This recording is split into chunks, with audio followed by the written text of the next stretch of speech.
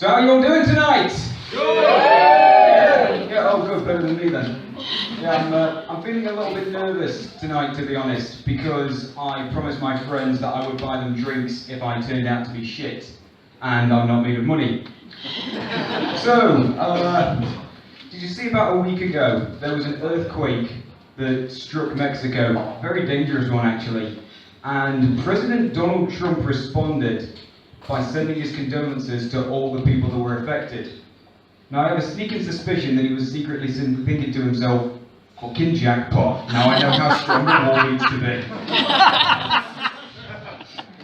I feel like you always run a bit of a risk when you open a comedy routine by taking a stab at a recent tragedy.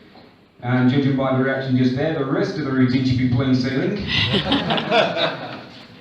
You may remember we had our own little natural disaster a while back. It was reported that Storm Eileen was going to be hitting the UK. Now, of course, we are British. We are known for having a sense of humour. Obviously. Yeah, we are known for having a sense of humour. So many people, instead of being afraid of the storm, actually chose to welcome it by blasting the song "Come On Eileen" in the hours leading up to the event. Yeah, we are known for having a sense of humour. We're not very well known for having our priorities straightened out. Which was fine and dandy until it was confirmed by news reporters that it was actually pronounced Storm Aileen, which rendered the whole joke null and void. And I think it's safe to say that that news devastated the nation far more than a big And while we're on the topic of wind, let's talk about Trump a little bit more. I don't shy away from toilet humour. You know, I appeal to everyone.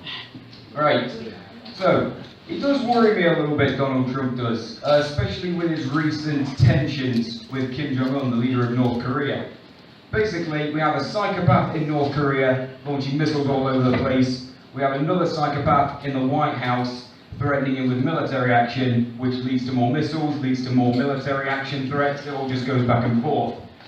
It's kind of like a scene in a romantic comedy where the boyfriend is arguing with his girlfriend over who should hang up the phone first. It's like, oh, you declare World War III. Oh, no, you declare World War III. Yeah, don't get the wrong idea. I'm using humour to try and distract myself from the scary elements of that situation. Every time I said the phrase World War III just then, I admittedly did poo myself a little bit. Yeah. So, I told myself I was too good for cue cards. I regret that decision now.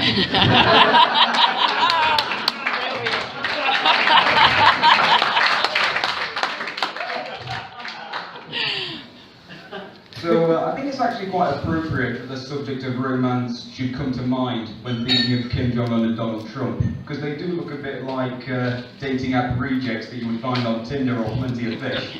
If you think about it, one of them's an ugly fat guy that's trying to convince everyone that he's got a great personality, and the other is a miserable old bastard that's trying to convince his friends that he's still a hit with the ladies. And of course, here in the UK, we have our own dating app reject to be thrown into the ring, Mr. Boris Johnson.